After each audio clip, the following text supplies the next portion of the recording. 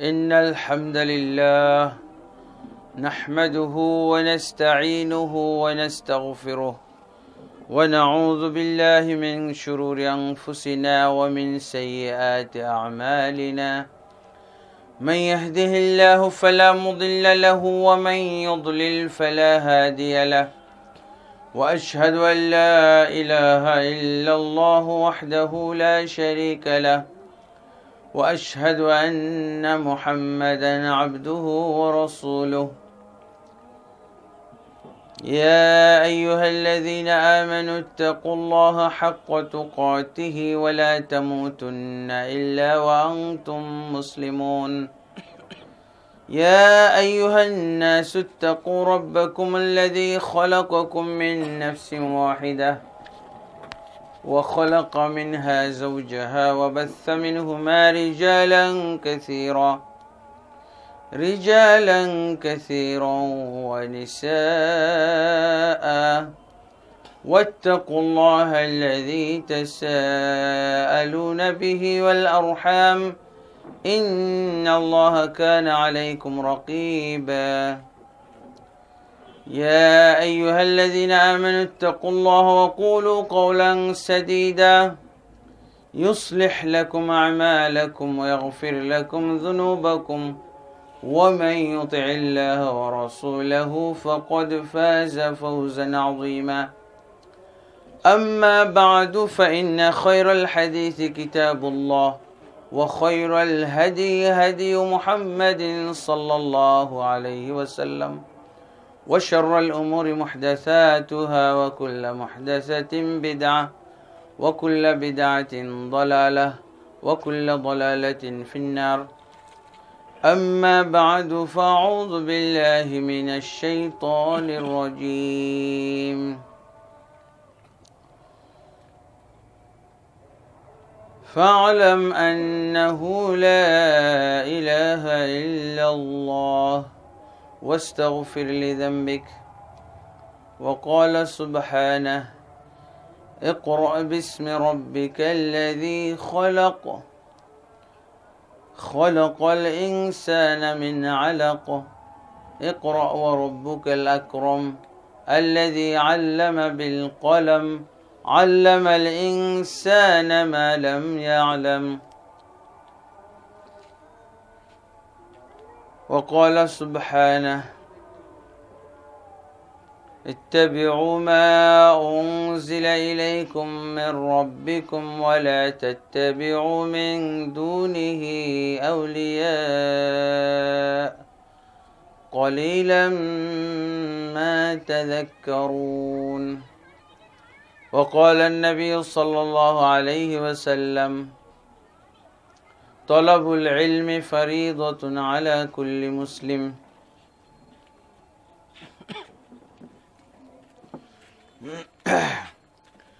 وقال النبي صلى الله عليه وسلم من سلك طريقا يلتمس به علما سهل الله له به طريقا إلى الجنة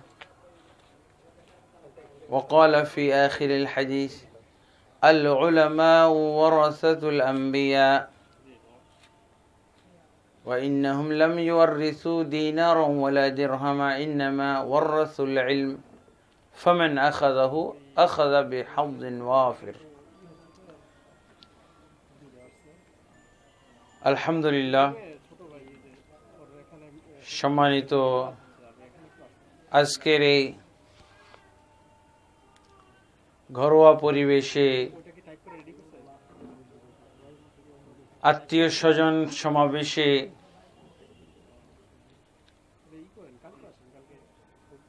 ইসলামী যে আলোচনার ব্যবস্থা করা হয়েছে তার সম্মানিত সভাপতি আমাদের আজকের মুরব্বী জনাব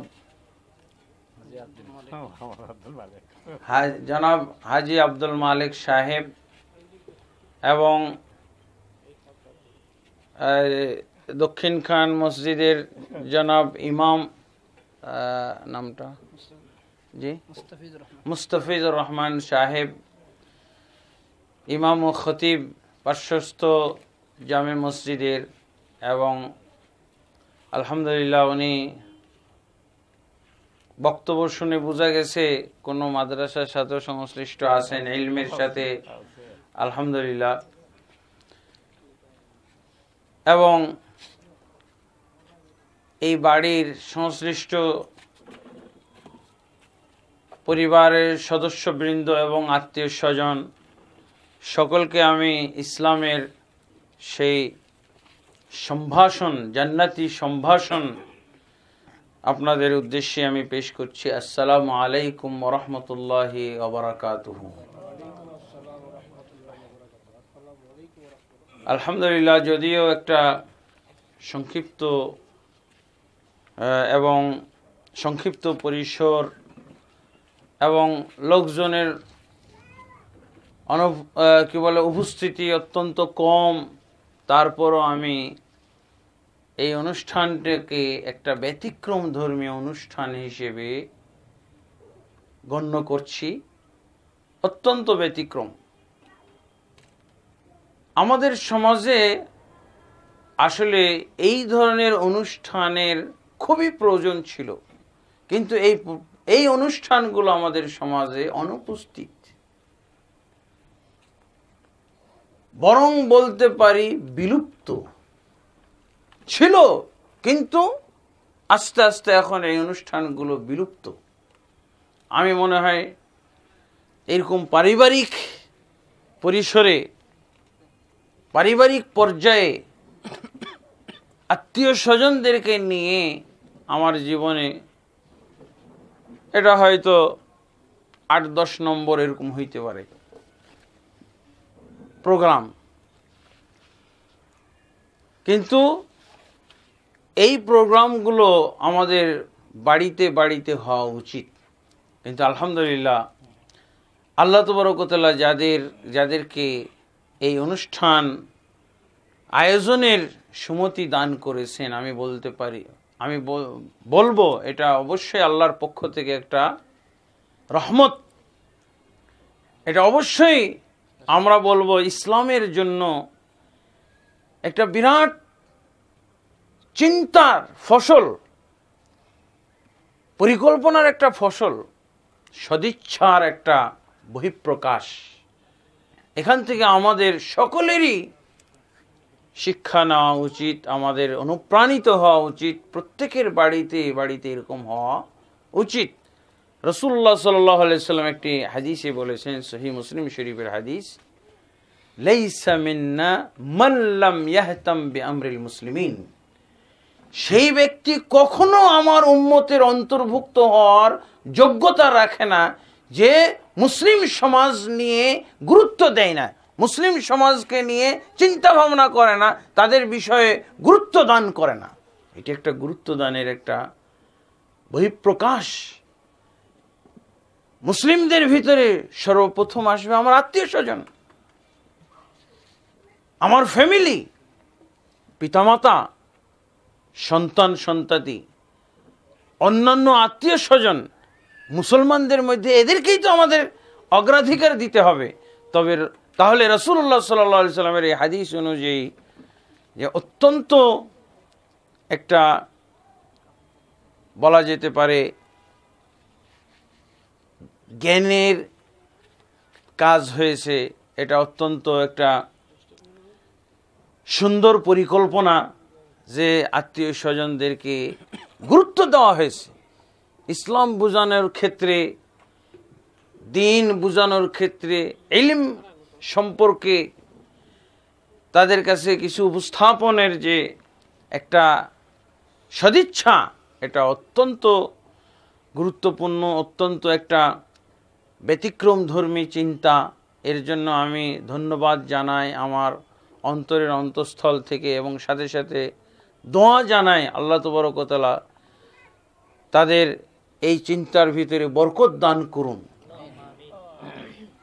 এবং এই অনুষ্ঠানে আল্লাহ তাবারক ওয়া তাআলা আমাদেরকে বরকত দান করুন, আমাদের মাঝে আল্লাহ তাবারক ওয়া তাআলা বরকত দান করুন। আজকের এই ছোট্ট অনুষ্ঠান যেন, এই ছোট্ট অনুষ্ঠান থেকে যেন ইসলামের আলো, দ্বীনের আলো, নবী সাল্লাল্লাহু আলাইহি ওয়াসাল্লামের শিক্ষার আলো পরিবারগুলোতে ছড়িয়ে যায়। আল্লাহুম্মা আমিন।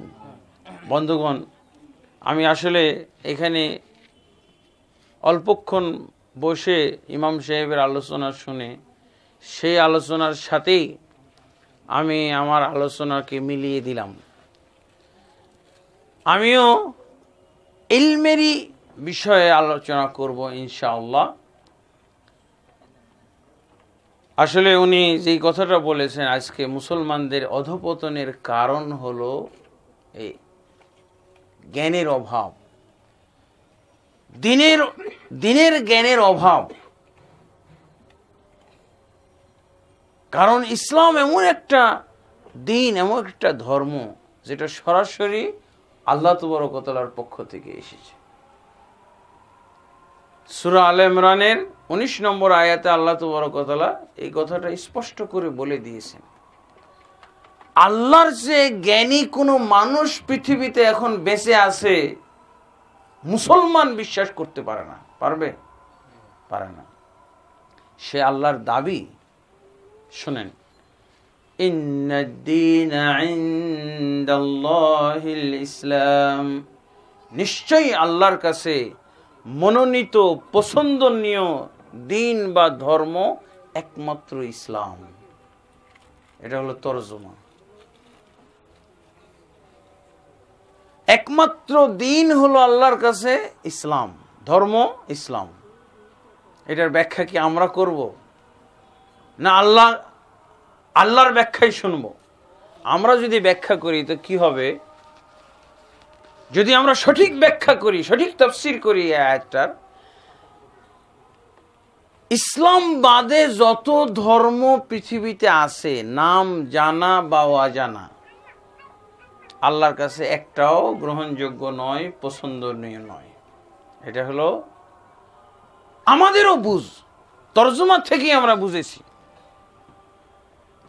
এই বুঝের সাপোর্টে আল্লাহ তাবারক ওয়া তাআলা নিজেও ব্যাখ্যা করেছেন। কি? সূরা আলে ইমরানের 19 নম্বর আয়াতে এই কথা বললেন। 85 নম্বর আয়াতে ব্যাখ্যা করে বলছেন কি? وَمَن يَبْتَغِ غَيْرَ الْإِسْلَامِ دِينًا فَلَن يُقْبَلَ مِنْهُ وَهُوَ فِي الْآخِرَةِ مِنَ الْخَاسِرِينَ। যে ব্যক্তি ইসলাম বাদ দিয়ে অন্য কোন ধর্ম তালাশ করবে, ফালান ইউকবালা মিনহু, কশিন কালেও সেটা আল্লাহর কাছে গৃহীত, গ্রহণযোগ্য হবে না। তাহলে দিন বলতে কত সংক্ষেপ হয়ে গেল। আমাদের যেই দ্বীনের জ্ঞান অর্জন করতে হবে সেটা হলো ইসলাম, আর কোন ধর্মের জ্ঞান অর্জন করতে হবে না।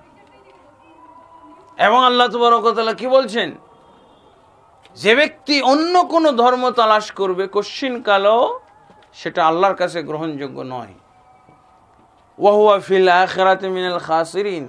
এবং যে ব্যক্তি ইসলাম বাদ দিয়ে অন্য কোন ধর্মাবলম্বী হবে, তার পরিণাম, তার ব্যাপারে আল্লাহ তাবারক ওয়া তাআলা নিজে হুমকি দিয়ে দিচ্ছেন যে এই ব্যক্তি পরকালে হবে ক্ষতিগ্রস্তদের অন্তর্ভুক্ত।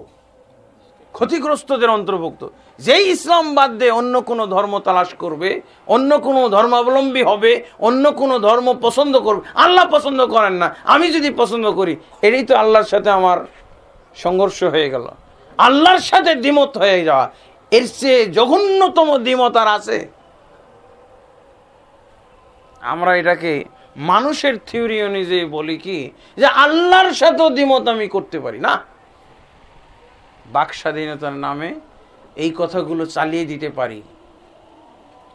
আল্লাহরও বিরোধিতা করার স্বাধীনতা থাকবে নাকি কারো কাছে? এটাই হলো সবচেয়ে যুক্তিসঙ্গত কথা। আল্লাহর বিরোধিতা, আপনি সব মানুষের বিরোধিতা করতে পারেন, কিন্তু আল্লাহর বিরোধিতা করার কোনো সুযোগ নাই। এবং যার বিরোধিতা করতে আল্লাহ নিষেধ করেছেন তারও বিরোধিতা করা যাবে না। তিনি মুহাম্মদুর রাসূলুল্লাহ সাল্লাল্লাহু আলাইহি সাল্লাম, আল্লাহ তাবারক ওয়া তাআলা তারও বিরোধিতা করতে নিষেধ করে দিয়েছেন। যদি তুমি আমার সৃষ্টি হও, তুমি যদি স্বীকার করো আমি তোমাকে সৃষ্টি করেছি, তাহলে তোমার বাক স্বাধীনতাটা আমার বেলায়, কোরআনের বেলায়, আমার রাসূলের বেলায়, রাসূলের সুন্নাহর বেলায় ব্যবহার করতে পারবে না। সংযত থাকতে হবে, সম্পূর্ণভাবে বিরত থাকতে হবে। এটাই হলো যুক্তির কথা, এটাই হলো মুক্তির কথা, এটাই হলো জ্ঞানের কথা, এটাই হলো বুদ্ধি বিবেক বিবেচনার কথা।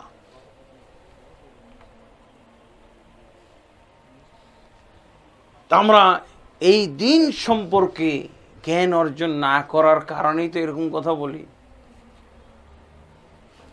আমাদের যে বিষয়ে জ্ঞান অর্জন করতে হবে, সর্বপ্রথম হলো আমাদেরকে দিনের জ্ঞান অর্জন করতে হবে। আসলে দিনের জ্ঞান অর্জন করা হলো ফরজ। ফরজ, ফরজ শব্দের অর্থ হলো কম্পালসারি। দিনের জ্ঞান অর্জন করা ফরজ, এবং শুধু ফরজ না, সবচেয়ে বড় ফরজ। সবচেয়ে বড় ফরজের ব্যাখ্যা হলো ঈমানের চেয়েও বড় ফরজ, নামাজের চেয়েও বড় ফরজ। জ্ঞান অর্জন করাটা ঈমানের চেয়েও বড় ফরজ, নামাজের চেয়েও বড় ফরজ, যাকাতের চেয়েও বড় ফরজ, হজ্জের চেয়েও বড় ফরজ। ইসলামের 5টা রুকুন আমরা বলি না, 5টা রুকুনের চেয়েও বড় ফরজ।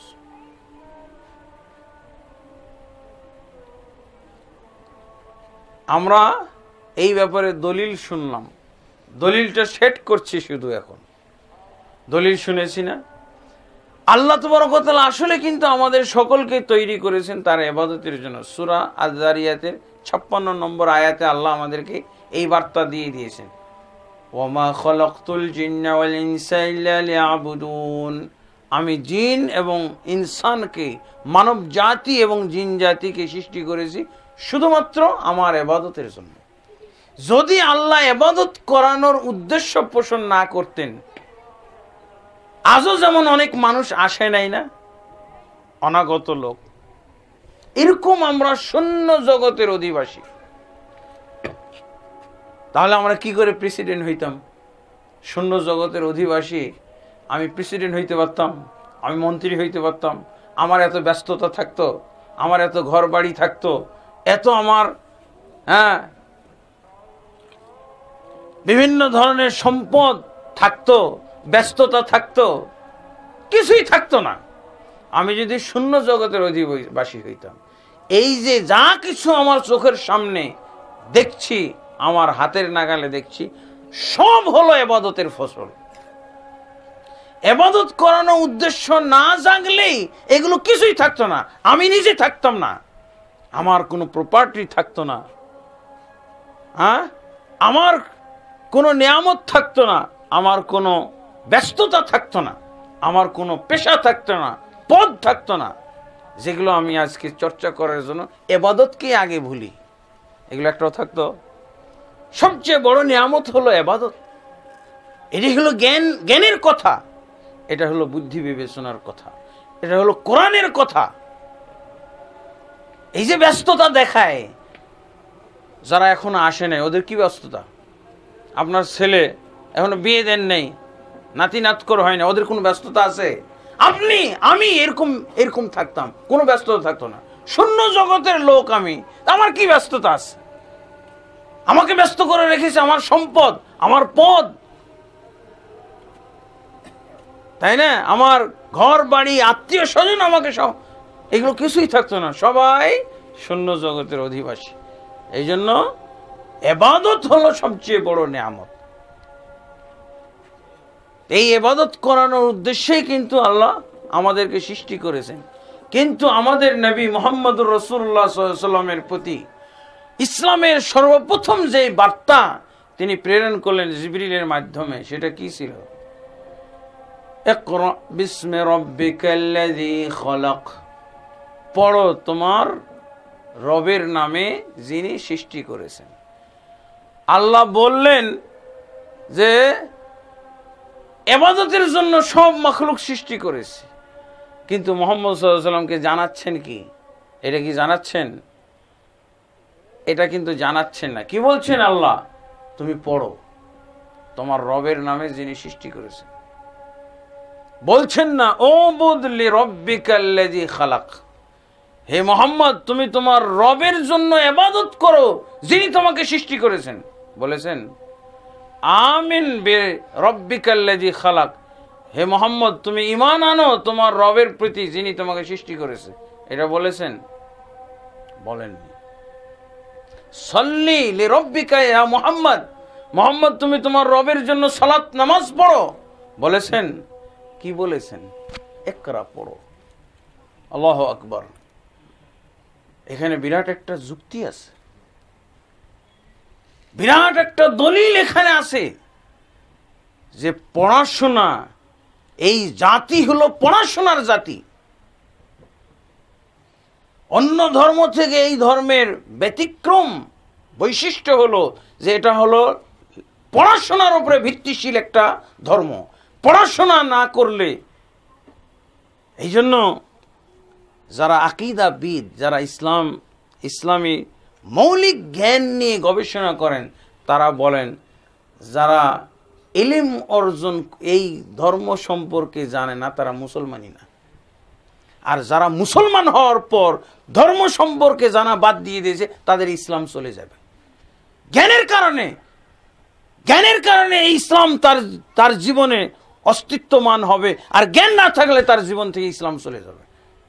এবং বলা হয়েছে অজ্ঞতা হলো ইসলাম ভঙ্গের একটা কারণ। আল্লাহু আকবার। অজ্ঞতা হলো ইসলাম ভঙ্গের কারণ, যেমন ভাবে বায়ু নিষ্কাশন হলো ওযু ভঙ্গের কারণ।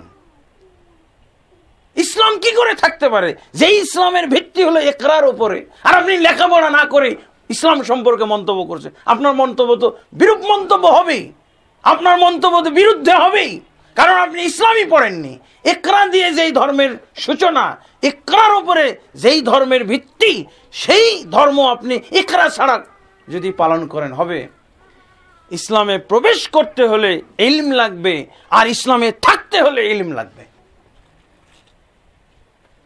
আপনার কাছে ইসলাম আসবে ইলমের ভিত্তিতে, আর ইলম চলে গেলে সাথে সাথে ইসলামও চলে যাবে আপনার। এই বিষয়টা আমরা মাথায় রাখি না। সামান্য একটা সংগঠনের সাথে যদি তুলনা করি, একটা সংগঠন ৩-৪ জন মিলে করলাম, কি সংগঠন তৈরি করে কিছু নিয়ম নীতিমালা তৈরি করি, তাই না? ৫ জন। এই নিয়ম নীতিমালাগুলো যদি সংগঠনের যাকে সভাপতি বানানো হয়েছে উনিও যদি ফলো না করে, সামান্য এই ৫ জনের সংগঠন থেকে উনাকে বহিষ্কৃত হইতে হবে, অযোগ্য তাকে ঘোষণা করা হবে না? সংগঠনের নিয়মগুলোই হলো সংগঠনের ইলম, তাই না?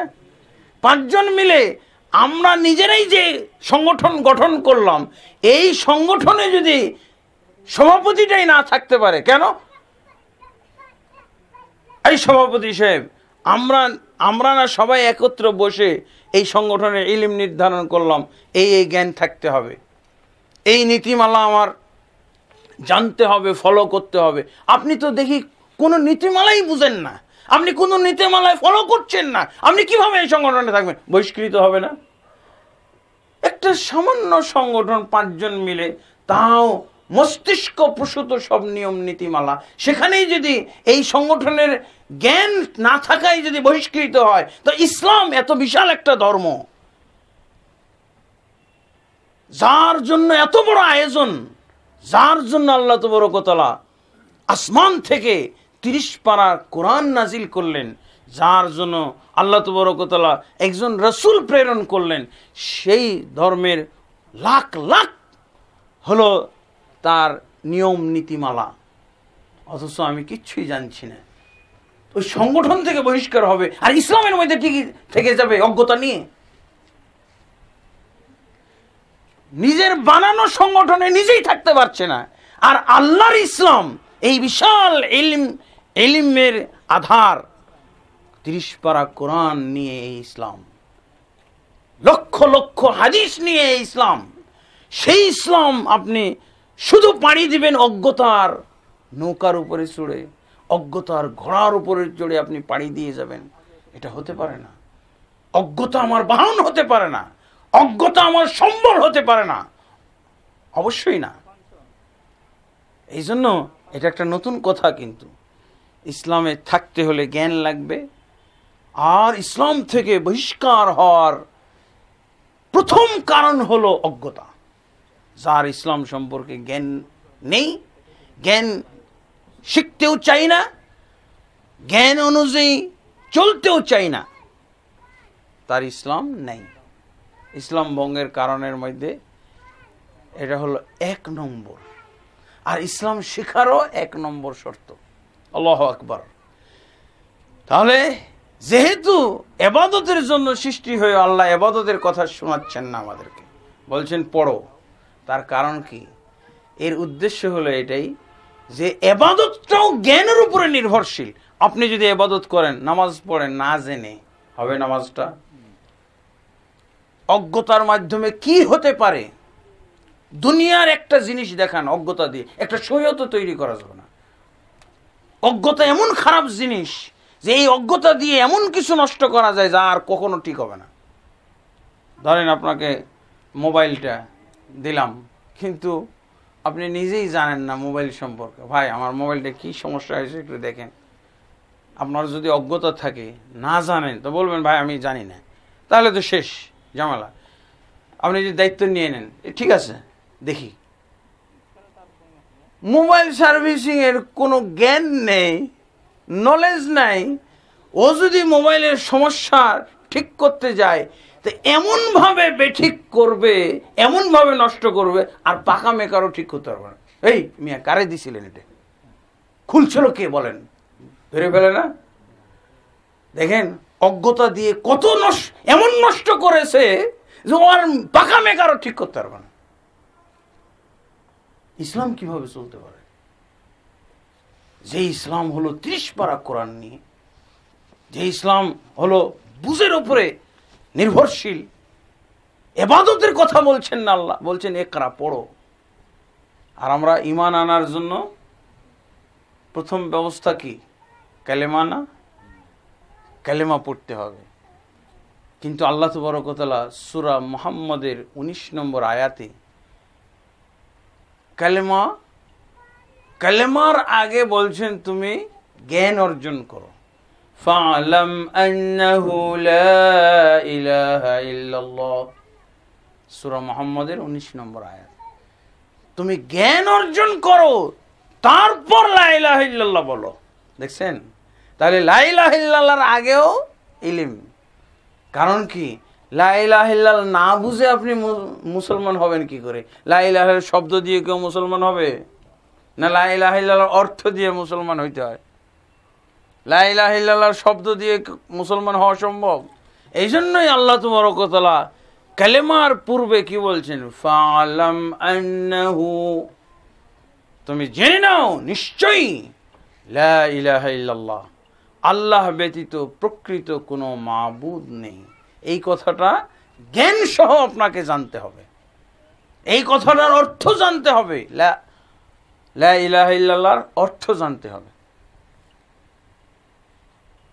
এবং রাসূলুল্লাহ সাল্লাল্লাহু আলাইহি ওয়াসাল্লাম যেমন ভাবে কালেমার শব্দ শিখিয়েছেন, ঠিক তেমনি ভাবে রাসূলুল্লাহ সাল্লাল্লাহু আলাইহি ওয়াসাল্লাম কালেমার অর্থ শিখিয়েছেন।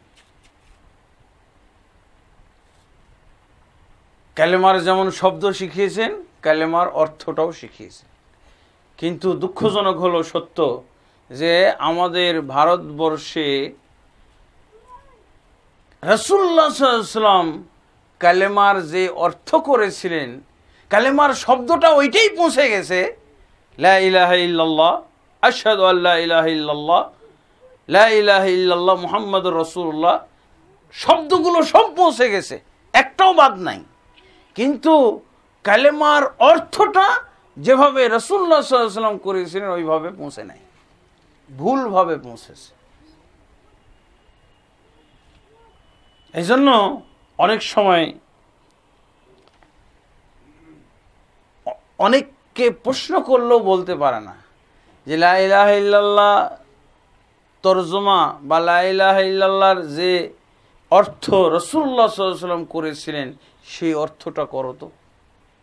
অনেক আলেমই পারে না। এই জন্য মক্কা মদিনার কোনো আলেম আমাদের দেশে যদি ইন্টারভিউ নেয়, কারণ অনেক আলেম আছে না ওই দেশে চাকরি করে, প্রায় 30 লাখ বাঙালি সৌদি আরবে চাকরি করে, তার ভিতরে অনেকে ইমামতি চাকরি করে না। তারপরে এই দেশে শত শত লোক, শত শত আলেম ওই দেশের বেতনে চাকরি করে। ওই দেশের বেতন ধর্ম মন্ত্রণালয়ের আন্ডারে বেতন প্রাপ্ত হয় অনেক ইমাম, অনেক মাদ্রাসার টিচার। এই জন্য দেখা যায় মক্কা মদিনার আলেমরাও এই দেশে এসে এই দেশের আলেমদেরকে ইন্টারভিউ নেয়, আলেমদের ইন্টারভিউ নেয়। আমার সামনেই তো অনেক ইন্টারভিউ হয়েছে। তো ওনারা প্রথম প্রশ্ন করেন আমাদের দেশের আলেমদেরকে কি, মা মা'না লা ইলাহা ইল্লাল্লাহ, লা ইলাহা ইল্লাল্লাহর অর্থ কি। আমি একজন অনেক বড় আলেম, বাংলাদেশে বলা যেতে পারে যদি 3 জন আলেম সিরিয়াল করেন তাহলে ওনাকে গণ্য করতে হবে একজন। এরকম একজন আলেমের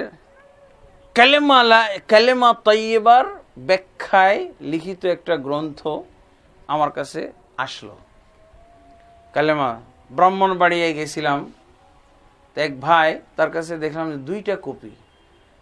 তো আমার আসলে তখনই ইচ্ছা জাগলো যে এই বইটা আমি হাতে নিয়ে দেখব, যে বাংলাদেশে আমাদের 3 জন বড় আলেম সিরিয়াল করলে উনি বাদ পড়বেন না, উনিও এর মধ্যে আসতে হবে। তো দেখি উনি কি তরজমাটা করেছেন। এটা আমার বিরাট একটা কৌতূহল। আমি বইটা নিয়ে নাড়াচাড়া করতেছি আর ওই পয়েন্টটা খুঁজতেছি যে কালেমার সেই অর্থটা আছে কিনা যেই অর্থ রাসূলুল্লাহ সাল্লাল্লাহু আলাইহি ওয়াসাল্লাম করেছিলেন। দেখছি এই বইটা তো কালেমার সঠিক অর্থ যেটা রাসূল সাল্লাল্লাহু আলাইহি ওয়াসাল্লাম করেছেন ওটা নাই, ভুলটা আছে। তা এখন আমার ওই বইটা এখন আমার গাড়িতেই আছে, এখনো আমি বাড়িতে নেই নাই, গাড়িতেই বইটা এখনো রয়েছে।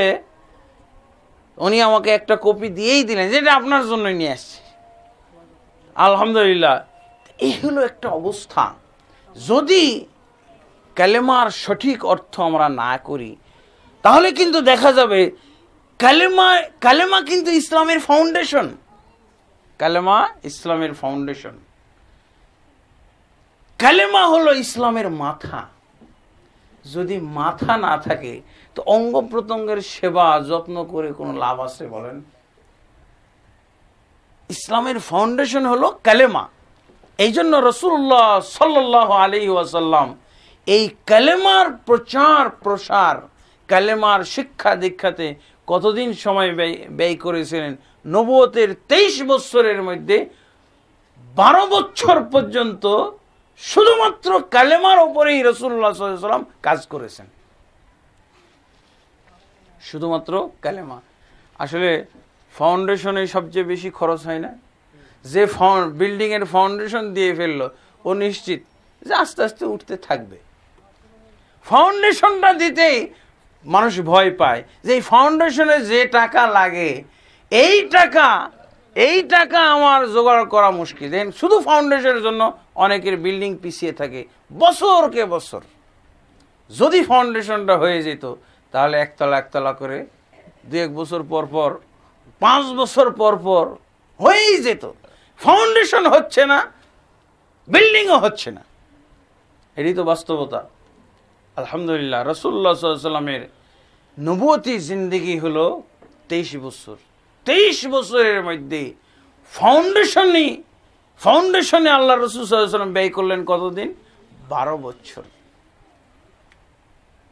এরপরে দ্বিতীয় রুকন হলো কালেমা। আলহামদুলিল্লাহ আমরা ইতিহাস সহ আপনাদেরকে জানাচ্ছি যেহেতু ইলমের ব্যাপার, এই ইলমের জরুরি দিকগুলো যেগুলো আমাদের ইসলাম আমাদের ভিতরে ইস্টাবলিশ করবে। কেন আমরা ইসলামকে এভাবে সংজ্ঞায়িত করতে যাচ্ছি, একেবারে গোড়ার কথাগুলো নিয়ে আসছি কেন? যে আমাদের সমাজে ইসলাম নিয়ে বিরাট বিভ্রান্তি চলছে, বিরাট ধরনের আমাদের অস্থিরতা দেখা দিয়েছে, বিরাট ধরনের বিক্ষিপ্ততা, এক একজন এক এক ধরনের ইসলামের সংজ্ঞা দিয়ে থাকে। এই জন্য ইসলামকে কেন্দ্র করে, ইসলামের সংজ্ঞা, ইসলামের বুঝ ব্যবস্থাকে কেন্দ্র করে আমরা বিভিন্ন দৃষ্টিভঙ্গি, বিভিন্ন দলে দলে বিভক্ত হয়ে গেছে। কেউ তো মনে করতেছে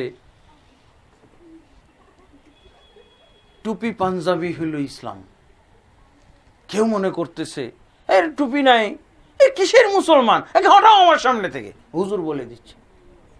হ্যাঁ, এমন পীর সাহেব আছে যে এর মাথায় টুপি নাই, পাগড়ি নাই, এ আমার সামনে আসছে কেন? হ্যাঁ, এর তো ইসলামই নাই। আমার এক বন্ধু মদিনা ইউনিভার্সিটিতে, সে আমার সিনিয়র বন্ধু, মদিনা ইসলামী বিশ্ববিদ্যালয়, উনি বলছেন যে ভাই আকরাম ভাই, এখন খুবই কষ্ট লাগে ওই দৃশ্যটা মনে পড়লে। আমি মসজিদে যাচ্ছিলাম, মাথায় আমার টুপি নাই, হুজুর আমাকে তাড়িয়ে দিল, যাও টুপি নিয়ে এসো। কিসের নামাজ? নামাজই হবে না টুপি ছাড়া। লা হাওলা ওয়ালা কুওয়াতা ইল্লা বিল্লাহ। নামাজ হলো ইসলামের রুকন, ইসলামের পিলার। টুপি কি? আমি টুপিকে খাটো করছি না, কিন্তু টুপি কিভাবে ইসলামের সংজ্ঞার মধ্যে ঢুকলো এটা? হ্যাঁ, আমরা নিজেরাই কেউ কেউ আবার ধারণা করতেছি ইসলাম হলো সংগ্রামের নাম। কিসের ইসলাম? বসে থেকেছি মসজিদে, আর বাড়িতে ইসলাম হবে, রাস্তায় নেমে যেতে হবে। হ্যাঁ, মিটিং মিছিল হলো ইসলাম, হই হই হই হই, এই হলো ইসলাম। আমাকেও অনেক সময় জানে, ভাই কোনো আন্দোলনের সাথে জড়িত আছেন? না ভাই। বলছি তাহলে কিসের আপনারা আলেম? আলেম কিসের? কিসের ইসলাম? সংগ্রাম করেন না। কেউ আবার বলছে কারো ইসলাম হলো কি দাওয়াত, মেহনত, মেহনত হলো ইসলাম। আবার কেউ কেউ বলছে জিহাদ, ইসলাম মানে জিহাদ। জিহাদ করেন না, কিসের ইসলাম? যারা জিহাদ করেন ওরা মুসলমানই না, ওদেরকে বম ফাটিয়ে মারা ফেলতে পারে। হ্যাঁ, আছে না? মুসলমানদের এইসব দৃষ্টিভঙ্গি, মাইরে ফেলতে হবে বাস, ওরা মুসলমানই না। জিহাদ করে না, জিহাদের সাথে নাই, ওরা মুসলমান না। এগুলো সংজ্ঞা না। ঢাকা শহরে মহিলাদের সংজ্ঞা হলো ইসলামের, অনেক মহিলার সংজ্ঞা। আজান দিলে মাথায় কাপড় দেওয়াই ইসলাম, নামাজ পড়া লাগবে। আপনি যদি জিজ্ঞেস করেন যে এই মহিলা আপনি কি মুসলমান না? হ্যাঁ আমি মুসলমান। তো আজান শোনার সাথে সাথে কাপড় দিই নাই, দেখেননি আপনি? কাপড় মাথায় দিছি না আমি? ওর নামাজও নাই, ওর আজান নাই, একামত নাই, ওর কোরআন নামাজ রোজা কিচ্ছু নাই। ওর পুঁজি হলো একমাত্র এইটাই যে আজান দিলে মাথায় কাপড় দেয়। এটাই হলো মহিলা সংজ্ঞা, ইসলামের মহিলা সংজ্ঞা এটা। ও এটাকেই পুঁজি করে চলতেছে যে আমার ইসলাম তো এখানে, আমি একদিনও বাদ দেয় নাই কাপড় মাথায় দিতে। আজান দিলেই মাথায় কাপড় অটোমেটিকলি উঠে যায়। মহিলার সংজ্ঞা হলো এতটুকুই। এই কাজ করলেই তো ইসলাম হয়ে গেল। ও হয়তো আপনাকে বলবে আমাদের এলাকায়, আমার গ্রামের বাড়ি, জন্মস্থান হলো ঠাকুরগাঁ। ওই এলাকায় আমরা ওখানে একটা মানে একটা দল আছে, একটা গ্রুপ আছে বাঙালি নাগরিকদের। তারা ধারণা করে কি যে ওদের বাড়ি, যে কোনো বাড়ির মুরব্বী নামাজ পড়লেই সবার পক্ষ থেকে হয়ে গেল। বাড়ির মুরব্বীটা, বয়স্ক যে লোকটা, গার্জিয়ান, উনি যদি নামাজ পড়ে তাহলে আর নামাজ কারো লাগবে না। আপনি যদি বলেন জুমার দিনও যদি দেখেন ওদেরকে যে তুমি এখনো জুমার নামাজে যাওনি কেন, তো ওইটার জবাব দিবে কি? আমি যাবো বা যাবো না এটা বলবে না, কি বলবে? বুড়াটা তো গেছে, বাস। তার মানে আপনিও সন্তুষ্ট হয়ে যান যে বুড়া যেহেতু ওর গেছে তাহলে ওর আর লাগবে না। এরকম হলো বাংলাদেশের ইসলামের সংজ্ঞা। এই জন্য আমাদেরকে লাগবে প্রকৃত অর্থে ইসলামের সংজ্ঞাটা কি। এটাই হলো ইলম, এটাই হলো জ্ঞান। রাসূলুল্লাহ সাল্লাল্লাহু আলাইহি ওয়াসাল্লামের সংজ্ঞা অনুযায়ী ইসলাম কোনটা হবে, আর আদৌ কি রাসূলুল্লাহ সাল্লাল্লাহু আলাইহি ওয়াসাল্লাম ইসলামের সংজ্ঞা দিয়েছেন কিনা, আল্লাহ ইসলামের কোন সুনির্দিষ্ট সংজ্ঞা আমাদের কাছে দিয়ে গেছেন কিনা, নাকি আমরা এরকম নিজেরাই একটা না একটা সংজ্ঞা নির্ধারণ করে ফেলবো, নিজেরাই একটা দৃষ্টিভঙ্গি দাঁড় করিয়ে ফেলবো, এটুকুই আমরা ইসলাম বলবো, এটি তাহলে তো হলো না। এটাই হলো বাস্তবতা আমাদের। দেখেন না কোন পর্যন্ত এসে ঠেকলো আমাদের ইসলাম, সেই মহিলার সংজ্ঞাতে এসে ঠেকে গেছে। তাও এখন আমাদের দেশে যেমন ওই লোকটা জবাব দিচ্ছে, বুড়াটা তো গেছেই নামাজে, জুমার নামাজে, আর আমার দরকার কি। এখানে মহিলারা, ঢাকা শহরের মহিলারা বলছে আমি তো মুসলমান, আমি আজান দিলেই মাথায় কাপড় দিই, নামাজ একদিনও লাগবে না। এটা হচ্ছে না, তাহলে আজান পর্যন্ত ইসলাম শেষ। তাও আজানে কি, আজানের জবাবটাও জানে কিনা, দেয়ও কিনা, কি শুধু মাথায় কাপড় দিবে। এই দেখে এই ইসলাম তো সহজ, হিন্দুরাও মানা শুরু করছে। আমাদের দেশে অনেক হিন্দু মহিলাও কিন্তু মাথায় কাপড় দেয়। তো এই ইসলাম তো সহজ।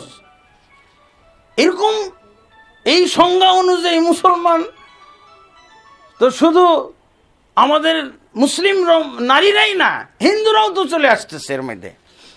লা হাওলা ওয়ালা কুওয়াতা ইল্লা বিল্লাহ। এই জন্য আমাদের খুবই দরকার আছে, এই জন্য আমাদের ফাউন্ডেশন আলোচনা।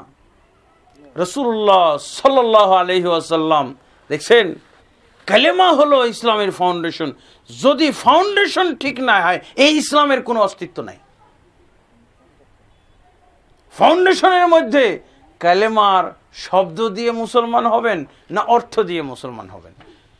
দেখা যাবে মুসলমানদের ভিতরে কেউ শব্দ দিয়ে মুসলমান আর কেউ অর্থ দিয়ে মুসলমান, অর্থ সহ অর্থের ভিত্তিতে মুসলমান, আর কেউ শব্দের ভিত্তিতে মুসলমান।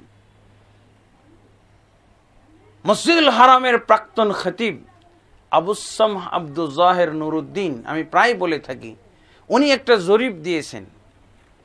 মসজিদুল হারাম বলেছে, বাইতুল মুকাররম না, মসজিদুল হারাম মানে মক্কার মসজিদের প্রাক্তন খতিব আবু সামহ আব্দুল জাহের, ওনার একটা লিখিত গ্রন্থ আছে হায়াতুল কুলুব, অন্তরের আত্মা।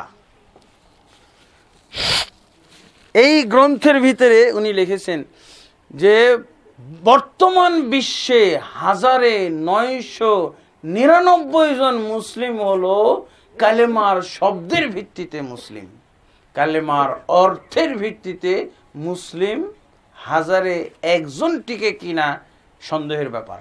লা হাওলা ওয়ালা কুওয়াতা ইল্লা বিল্লাহ। তাহলে কেন এরকম হলো? কালেমাকে আমরা ইসলামের ফাউন্ডেশন বানাই নাই। কেউ হয়তো নামাজকে ইসলামের ফাউন্ডেশন বানাই নিয়েছি, কেউ হয়তো জিহাদকে ইসলামের ফাউন্ডেশন বানাই নিয়েছি, কেউ হয়তো সংগ্রামকে ইসলামের ফাউন্ডেশন বানাইছি, কেউ হয়তো দেশের গদি দখলকে ইসলামের ফাউন্ডেশন বানাইছি। ইসলাম পরে কায়েম হবে, আগে গদি দখল। অনেক আলেম ওলামায়ের সাথে আছে, অনেক ইবাদতকারী লোকের সাথে আছে এসব দৃষ্টিভঙ্গির সাথে। রাসূলুল্লাহ সাল্লাল্লাহু আলাইহি ওয়াসাল্লামের ইসলাম হলো কালেমা, ইসলামের ফাউন্ডেশন। এবং তিনি সময় দিলেন কত বছর? 12 বছর। রাসূলুল্লাহ সাল্লাল্লাহু আলাইহি ওয়াসাল্লাম 12 বছর শুধু কালেমার দাওয়াত দিয়েছিলেন। এর মধ্যে আল্লাহ তাবারক ওয়া তাআলা রাসূল সাল্লাল্লাহু আলাইহি ওয়াসাল্লামকে ইসলামের দ্বিতীয় রুকন কি এটাই জানাননি। রাসূল সাল্লাল্লাহু আলাইহি ওয়াসাল্লাম 12 বছর পর্যন্ত ইসলামের দ্বিতীয় রুকন কি তিনি নিজেই জানতেন না, অথচ আমরা এক নিঃশ্বাসে 5 বার বলতে পারি কালেমা, নামাজ, রোজা, হজ, যাকাত। কালেমা, নামাজ, রোজা, হজ, যাকাত বলতে পারি না? কিন্তু রাসূলুল্লাহ সাল্লাল্লাহু আলাইহি ওয়াসাল্লাম কি এভাবে বলতে পারছিলেন? প্রথম রুকন 12 বছর পর্যন্ত চালিয়েছেন। এই সময় কি বলতেন আল্লাহ রাসূল সাল্লাল্লাহু আলাইহি ওয়াসাল্লাম? শুনেন, মান ক্বালা লা ইলাহা ইল্লাল্লাহ দাখালাল জান্নাহ, যে লা ইলাহা পড়বে জান্নাতে যাবে। মান শাহিদা লা ইলাহা ইল্লাল্লাহ দাখালাল জান্নাহ, যে সাক্ষ্য দিবে লা ইলাহা ইল্লাল্লাহ সে জান্নাতে যাবে। মান কানা আখিরু কালামিহি লা ইলাহা ইল্লাল্লাহ দাখালাল জান্নাহ, যার শেষ কথা হবে লা ইলাহা ইল্লাল্লাহ সে জান্নাতে যাবে। আর সামনে যাচ্ছেনই না রাসূল, নামাজ পড়তে হবে, যাকাত দিতে হবে, হজ করতে হবে, ইসলামের 5টা রুকুন আছে, একটাও বলছে না, শুধু লা ইলাহা পড়লে জান্নাতে যাবে। আর তো নাই, পুঁজি তো একটাই। আমি যদি ইমাম খতিব নিয়োগ করার ইন্টারভিউ সাবজেক্ট একটাই বানাই, কোরআন তেলাওয়াত, বিশুদ্ধভাবে কোরআন তেলাওয়াত, একটাই সাবজেক্ট।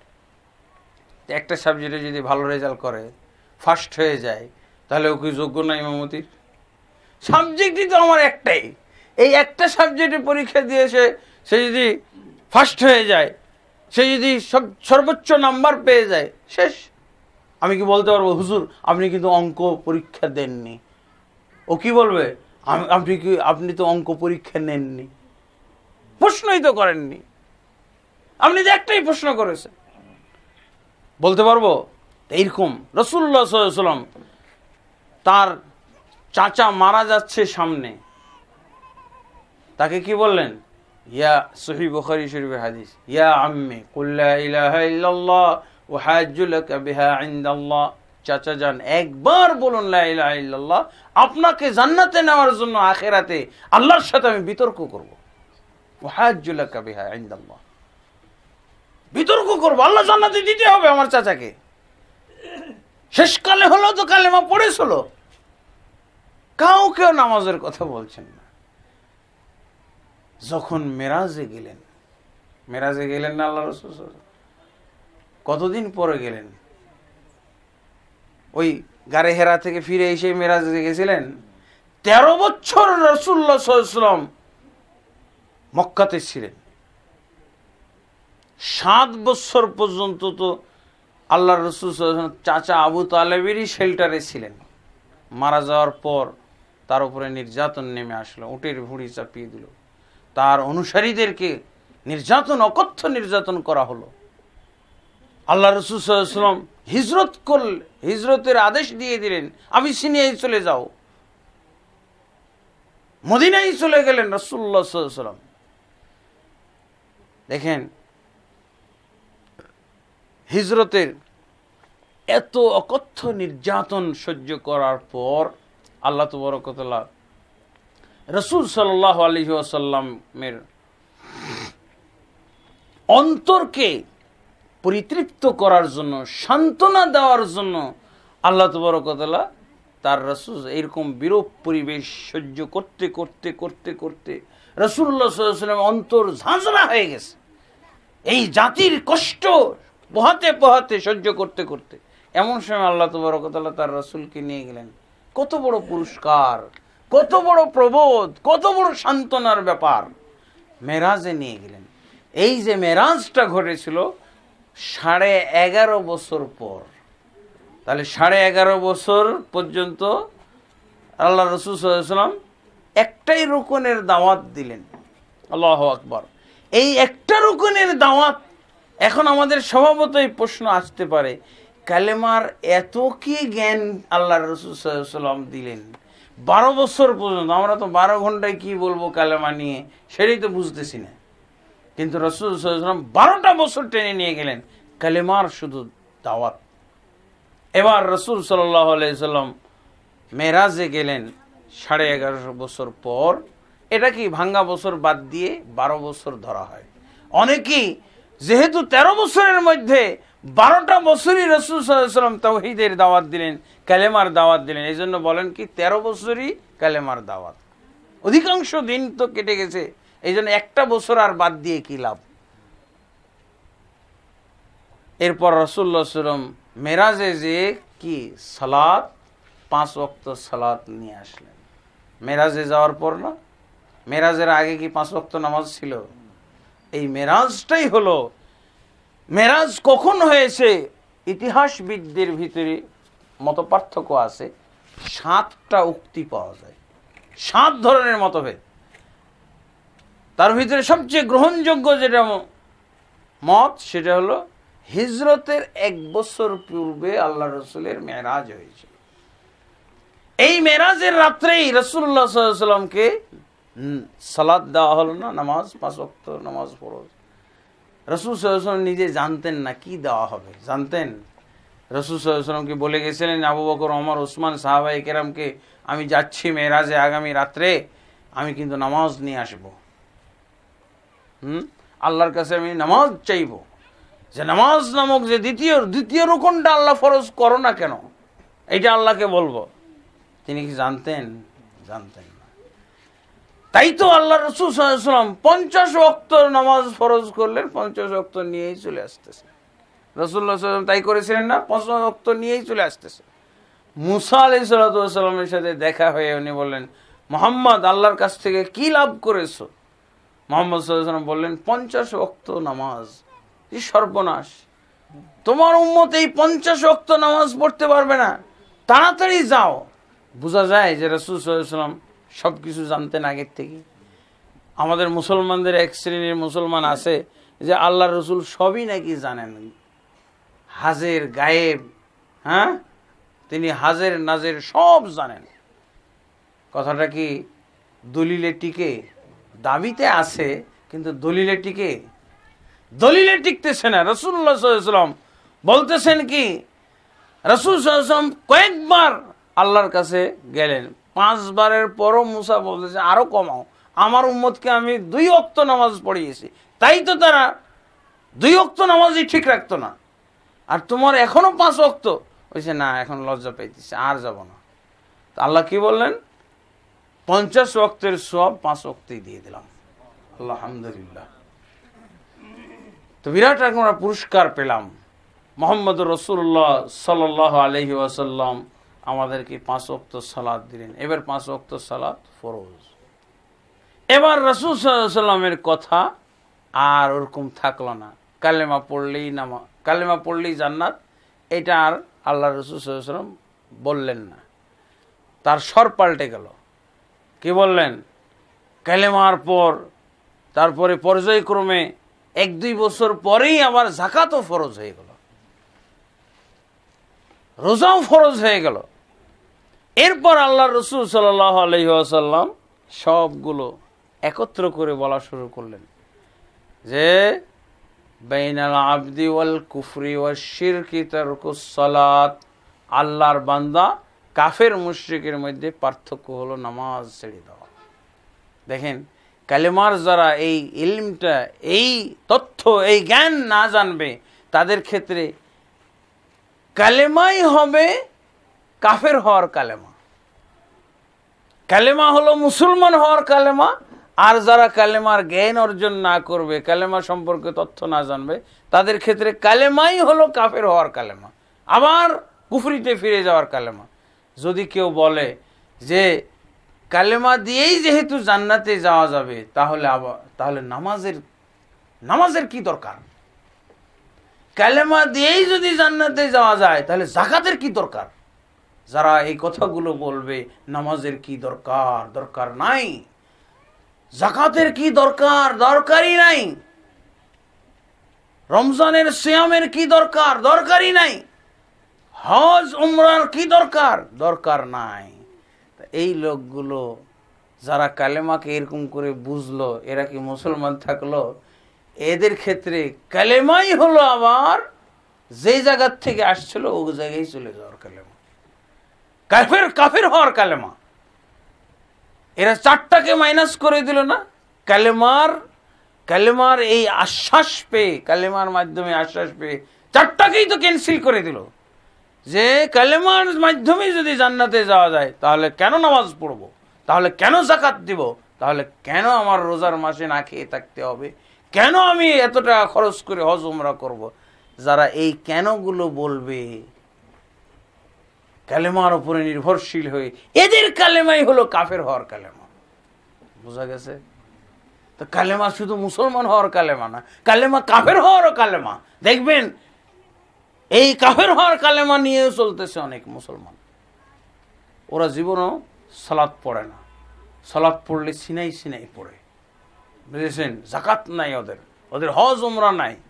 হ্যাঁ, আর ওরা কালেমার জিকির টানে, কালেমার জিকির টানে, দরকার হলে নেচে নেচে কালেমার জিকির করে, মহিলা পুরুষ নিয়ে কালেমার জিকির করে, মদ গাঞ্জা খেয়ে কালেমার জিকির টানে। ওরা তো পেয়ে গেছে একটাই সম্বল, যে কালেমা পড়লেই জান্নাত। তাহলে আর যেহেতু এগুলো লাগতেছে না, ওই কালেমা নিয়েই তারা এরকম মজা করতেছে, কালেমা নিয়ে এখন মজা করতেছে ওরা। লা হাওলা ওয়ালা কুওয়াতা ইল্লা বিল্লাহ। বন্ধুগণ, তাহলে অবশ্যই আমাদেরকে বুঝতে হবে ইসলাম হলো 5টা রুকুনের নাম। ইসলামের সংজ্ঞা আল্লাহ নির্ধারণ করে দিয়েছেন জিবরিলকে পাঠিয়ে।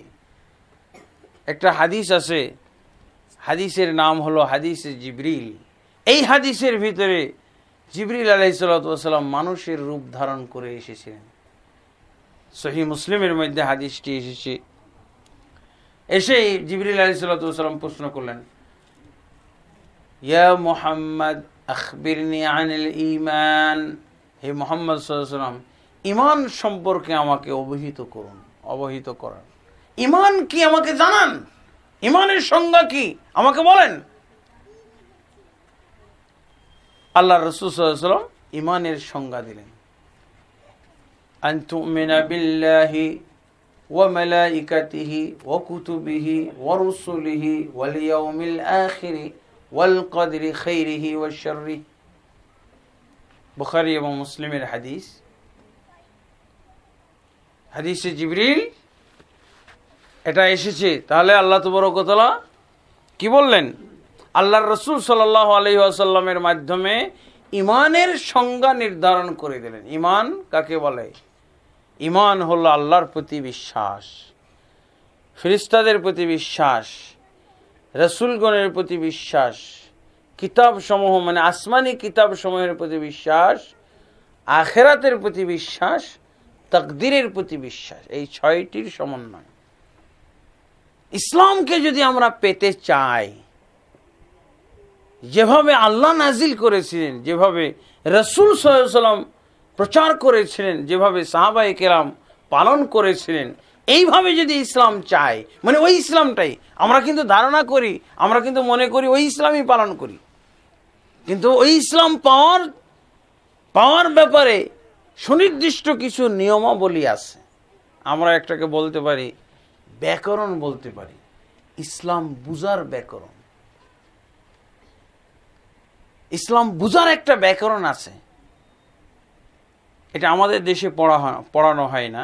আমাদের দেশে ইসলামের গ্রন্থগুলো পড়ার ব্যাকরণ আছে, নাহু, সরফ, বালাগাত, ফাসাহাত, মান্তিক,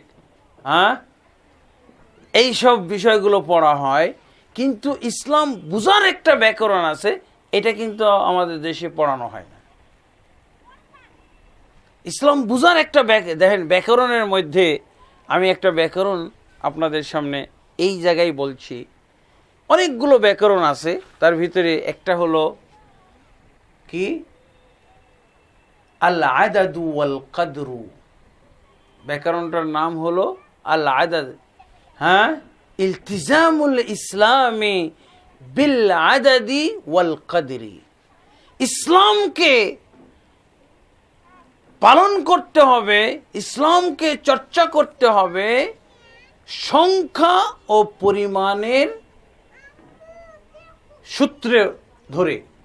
সংখ্যা ও পরিমাণের সূত্র ধরে ইসলাম পালন করতে হবে। তার মানে এবার বুঝে নেন, কোরআন এবং হাদিসে ইসলামের ভিতরে কোনো ধর্মীয় বিষয়ে, ইবাদত এবং আমলের বিষয়ে যদি সংখ্যা দিয়ে দেওয়া হয়, পরিমাণ উল্লেখ করে দেওয়া হয়, তাহলে ওই সংখ্যা এবং ওই পরিমাণ যতক্ষণ পর্যন্ত পূর্ণ না করা হবে, ততক্ষণ পর্যন্ত ওই ধর্মীয় কাজটা বিন্দুমাত্র, ওই ইবাদতটা বিন্দুমাত্র আল্লাহর কাছে গ্রহণযোগ্য হবে না, সহিও হবে না, গ্রহণযোগ্য হবে না। আল্লাহ আবার বলি ব্যাকরণটা, ইলতিজামুল ইসলাম বিল আদাদি ওয়াল কদরি। ইসলামকে পালন করতে হবে সংখ্যার ভিত্তিতে, পরিমাণের ভিত্তিতে। অর্থাৎ ইসলাম যদি কোনো বিষয় পালন করার ক্ষেত্রে সংখ্যা বা পরিমাণ উল্লেখ করে, তাহলে ওই সংখ্যা এবং ওই পরিমাণ না মানা পর্যন্ত ধর্মীয় কাজটা বা ইবাদতটা বিন্দুমাত্র গ্রহণযোগ্য এবং আল্লাহর বিশুদ্ধ হবে না। উদাহরণ সেট করি তাহলে বোঝা যাবে। এই যে এশারের নামাজ আমরা ফরজ কয় রাকাত? 4 রাকাত। যদি বেশি ব্যস্ততার কারণে কেউ যদি 3 রাকাত পড়ে সালাম ফিরে দেয়, আসসালামু আলাইকুম রহমতুল্লাহ, বেশি ব্যস্ত, এখন বলতেছে কি আসলে আমার পায়খানার বেগ ধরছিল, এই জন্য আমি আজকে এশারের নামাজটা 75% পড়েছি, 75% পড়েছি, মানে তিন রাকাত পড়ে সালাম ফিরিয়ে দিয়েছি, 1 রাকাত পড়ি নাই। অঙ্কবিদ্যায় কি, যদি আপনি 4 থেকে 1 বিয়োগ করেন তো 3 তো থাকবে। আপনি যদি 4টা প্রশ্নের উত্তর দেন, 4টা প্রশ্নের উত্তর দিতে হইতো, কিন্তু একটা যদি বাদ দিয়ে দেন 75 মার্ক আপনি দিলেন না, 75 দিয়ে পাশের আশা করতে পারেন। ইসলাম বিদ্যাটা এরকম না, পুরো মাইনাস হয়ে যাবে। এটাকে বলা হয় সংখ্যা ও পরিমাণ ভিত্তিক দিন পালন। সংখ্যা ও পরিমাণ ভিত্তিক দিন পালন বলা হয়। আপনি ইচ্ছাকৃতভাবে আপনি বলছেন যে আজকে আমার ছুটি সারাদিন, তো মাগরিবের নামাজটা আসরের মতোই পড়ব, সময় আছে যেহেতু 4 রাকাতই পড়ব। কি হবে? কয় রাকাত থাকবে? 3 রাকাত থাকবে। আমরা অনেক সময় পরীক্ষকরাও কি করি, 5টির মধ্যে 3টির, যে কোনো 3টির উত্তর দাও। যদি 5টাই উত্তর দেয়, তার অনেক পরীক্ষক যারা কড়া নিয়ম পালন করে পুরাই ক্রস দিয়ে দিতে পারে, 0 দিতে পারে। তুই সংখ্যা বুঝলি না কেন? কিসের তুই ছাত্র? ইসলামের ক্ষেত্রে একটা হলো, এটা একটা ব্যাকরণ, ইসলাম বুঝার ব্যাকরণ।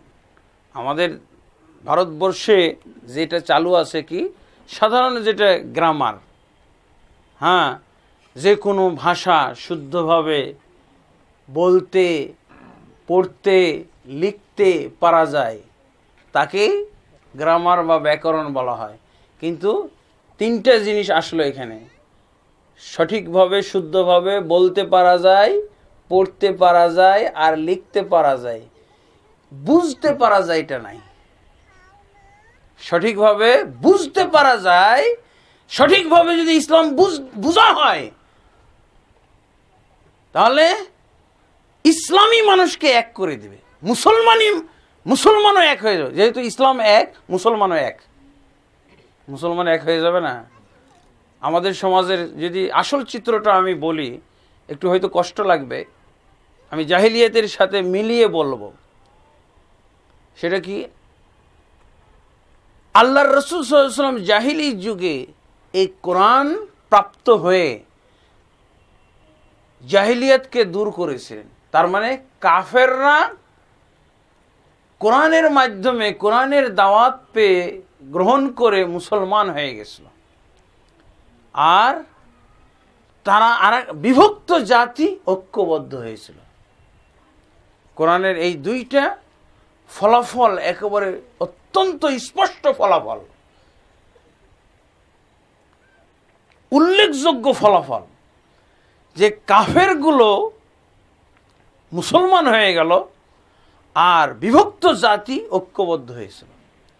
আজকে আমাদের মাঝে ওই কোরআনটাই আছে, কিন্তু মুসলমানদের সাথে যদি এই কোরআনটাকে মিলাইতে যান তাহলে দেখা যাবে কি, যে এক শ্রেণীর মুসলমান এই কোরআনের মাধ্যমে কাফের হচ্ছে, আর যারা কাফের হচ্ছে না তারা বিভক্ত হচ্ছে। এই 2টা দেখছেন, একেবারে উল্টা সম্পর্কটা। এটা যদিও খারাপ লাগতেছে, কিন্তু বাস্তবতা, এটা স্বীকার করা ছাড়া উপায় নাই। আপনি জিজ্ঞেস করেন, আপনি কোন দল? আমি অমুক দল। আপনি কোন দল? আমি অমুক দল। আপনি কোন দল? আমি অমুক দল। আপনি কোন পীরের মুরিদ? আমি অমুক পীরের মুরিদ। আপনি কোন পীরের মুরিদ? আমি অমুক পীরের মুরিদ। আপনি কোন পীরের মুরিদ? আমি অমুক পীরের মুরিদ। খালি লোক কই? 100 দল হয়েও কি আমরা ঐক্যবদ্ধ? এটা তো হইতে পারে না। দেখেন, তারা কাফের মুসলমান হলো, আর আমাদের যুগে মুসলমান কাফের হচ্ছে। এর বাস্তব উদাহরণ 2-1টা না টানলে বুঝে আসবে না। আমাদের দেশে কাদিয়ানী একটা সমাজ আছে না, এরা কি বলে মির্জা গোলাম আহমদ কাদিয়ানী তাদের নবী নাকি, এবং তারা প্রচার করে থাকে মুহাম্মদ সাল্লাল্লাহু আলাইহি ওয়াসাল্লামের পরে আরো বহু নবী আসবে। এটা কোথা থেকে প্রমাণ করে? কোরআন থেকে। তাহলে এই লোকগুলোকে কি বলবেন? এরা কোরআন দ্বারা কাফের, কোরআন মেনে কাফের। কিভাবে মানলো আল্লাহই জানে। হ্যাঁ, শিয়া, ইরানের শিয়া, বাংলাদেশের শিয়া, এরা কোরআন দিয়ে মানুষকে শিয়া বানাচ্ছে, কোরআন দ্বারা মানুষকে শিয়া বানাচ্ছে। তার মানে শিয়া মতবাদ যদি কুফরি মতবাদ হয়ে থাকে, তাহলে কি লাখ লাখ নয় কোটি কোটি মুসলমান কোরআন দ্বারা কাফের হচ্ছে।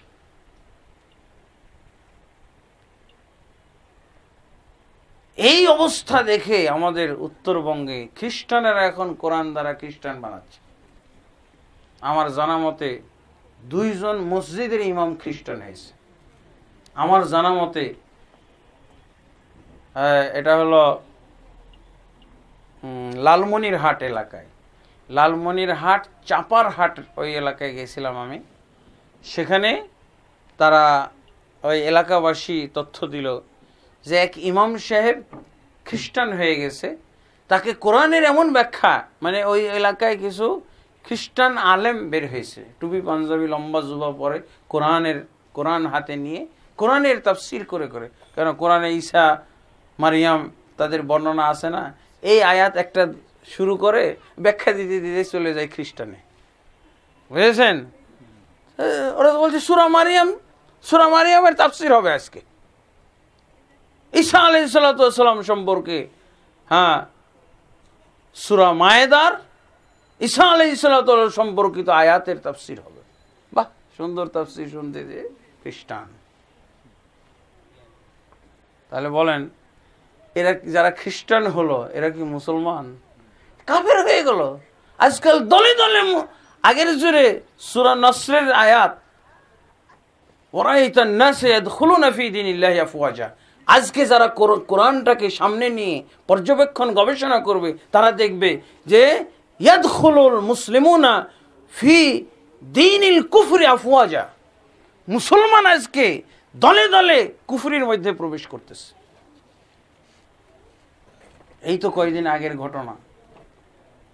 সরাসরি এক পীর সাহেবকে জিজ্ঞেস করা হচ্ছে, পীর সাহেব হুজুর, একজন নামাজি আগে নামাজ পড়তো, কিন্তু আপনার মুরিদ হওয়ার পর নামাজ পড়ে না কেন? পীর সাহেব কি জবাব দিচ্ছে শুনেন।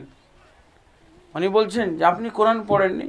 যিনি প্রশ্নকারী উনি জামিয়া কোরআনিয়া লালবাগের দাওরা হাদিস পাশ ছাত্র, দাওরা হাদিস পাশ আলেম। উনি পীর সাহেবকে জিজ্ঞেস করছে যে হুজুর, আমি লক্ষ্য করছি, এবং সরাসরি উনি আমাকে এই তথ্যটা দিয়েছেন, ওই আলেম যিনি প্রশ্ন করেছিলেন উনি আমাকে, আমি ওই গাজীপুর এলাকায় ওই যে ধান গবেষণা ইনস্টিটিউট আছে না, ধান গবেষণা ইনস্টিটিউট, কৃষি গবেষণা ইনস্টিটিউট, উদ্যান গবেষণা ইনস্টিটিউট, তিনটাতেই আমি আগে লেকচার দিতাম। সব ডক্টর পার্সনরা নিয়ে যাইত আমাকে। ওইখানে এক মসজিদের ইমাম তিনি বলতেছেন, হুজুর আমি সরাসরি এরকম পীর সাহেবকে প্রশ্ন করলাম আর এই জবাব এসেছে। কি?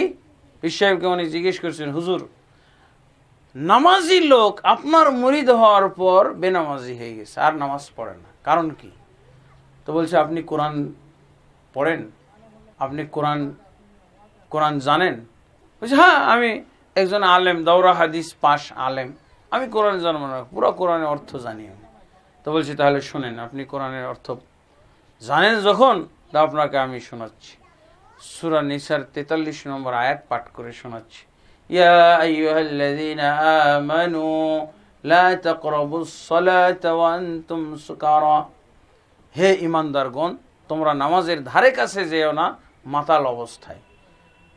তো আলেম বলতেছে, হুজুর এই আয়াতের সাথে আপনার মুরিদদের সম্পর্কটা কি? বলছে আছে সম্পর্ক। যে এই আয়াত তো নাজিল হয়েছিল মদ যখন হালাল ছিল ইসলামের প্রাথমিক যুগে, মদ খেয়ে নামাজে যেও না, এটা হলো আল্লাহর কথা। কিন্তু আপনার মুরিদদের এই আয়াতের সাথে সম্পর্ক, কারণ মদ খেলে মাতাল থাকে, মাতাল অবস্থায় নামাজ পড়লে কি বলতেছে কি পড়তেছে বুঝবে না। আপনার মুরিদদের সম্পর্কটা কি? উনি বলতেছেন কি আছে সম্পর্ক, আমার যারা মুরিদ হয় তাদের সকলকে আমি আল্লাহর মাতাল বানিয়ে দিই। বুঝেছেন? পীর সাহেব তার 50 লক্ষ মুরিদ নিয়ে মুসলমান হলো না কাফের হলো বলেন? হলো। দলে দলে কাফের হওয়ার নমুনা পাওয়া যাচ্ছে। সেই যুগে কাফের মুসলমান হয়েছিল, এই যুগে মুসলমান কাফের হচ্ছে। আর কি আমাকে আপনারা মিথ্যা প্রতিপন্ন করবেন, বলবেন যে উদ্ভট কথা বলে গেল? আর বলার সুযোগ আছে? হ্যাঁ, বাস্তব সত্য একেবারে আমার চোখের সামনে এই ঘটনাগুলো ঘটছে, আমি দেখছি। এটা কোথায়? আমি আশ্চর্য হই। এদের পোস্টার দেখা যায়,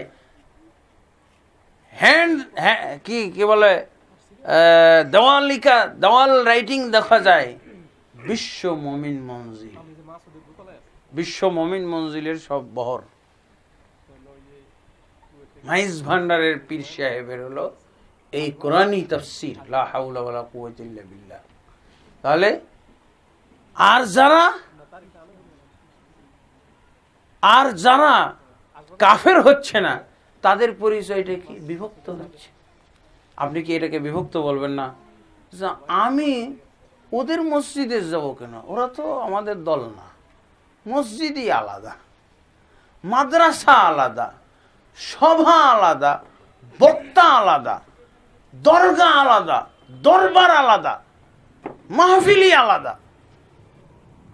আছে না? কি বুঝলেন আপনি? বিভক্তি আছে। আর এই বিভক্তির আপনি ঠিকানা নিতে যান, একটা একটা করে জিজ্ঞেস করেন, ভাই আপনি কোন দল? আমি অমুক দল। বলবে না? আপনি কোন পীর সাহেবের মুরিদ? খালি লোক নাই, খালি লোক নাই, এখন টানাটানি চলতেছে। ভাই ওইটা তো, ওই পীর তো ভণ্ড, হক্কানি না, আমারটা হক্কানি, এদিকে আসেন। আপনি যে দল করলেন এটা ঠিক না, এটা সমস্যা আছে। এখন টানাটানিতে চলতেছে, ভাগ তো আগেই হয়ে গেছে, খালি লোকই নাই। খালি লোক আছে। আপনি একটা দেখবেন, আপনি মদিনার এক আলেমের, মদিনার থেকে আলেম নিয়ে আসবেন, দেখবেন একটা ওয়াজ মাহফিল দিবেন, 100 লোকও হয় না। কেন? এর তো কোনো পরিচয় পাওয়া যাচ্ছে না। এ কোন দরবারের আলেম, কোন পীরের ইনি আলেম, কোন পীরের সাথে সম্পর্কিত, এটা তো কোনো পরিচয় নাই। কাজে ওরা একজনও যাবে না। যাবে?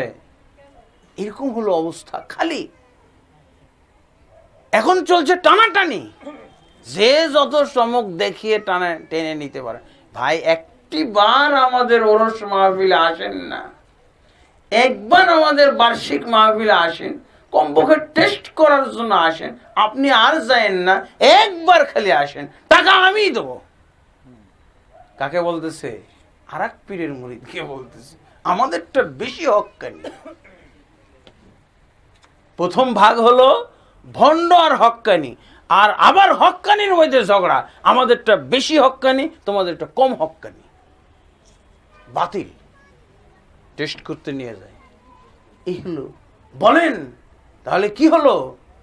তারপরে কি এই বিভক্তির পক্ষে কোরআন ব্যবহার করা হয়, সূরা ফাতিহার 7ম আয়াত ব্যবহার করা হয় এই টানাটানির পক্ষে।